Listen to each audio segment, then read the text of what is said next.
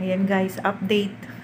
Na-confine po ang aking apo sa hospital, sa Holy Rosary Hospital. Gawa po ng dengue, kaya iwas po tayo, linis ng kapaligiran. Pangalagaan po natin yung mga halaman natin. Baka mamaya may mga tubig din po dyan na hindi natutuyo. Tapos sa school, dapat po bago pumasok ang bata, hanggat maaari, lagyan po ng off lotion para protection o yung mahabang medyas po pag short ang suot.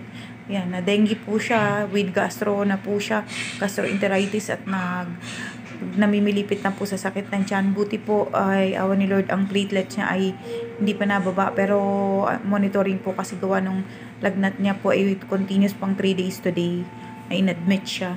Tapos yun nga po yung gastro niya, namimilipit po siya sa sobrang sakit ng tiyan simula po ng madaling araw. Yan, confine po siya ngayon kasi kailangan niya pong ma-monitor. Baby pa po kasi 5 years old, napakahirap, nakakatakot sa bahay at hindi niya kaya yung pain, yung gastro niya, gastroenteritis niya sa ano ng dengue. And for dengue awareness po, be safe, be cleaned ang paligid. Yan.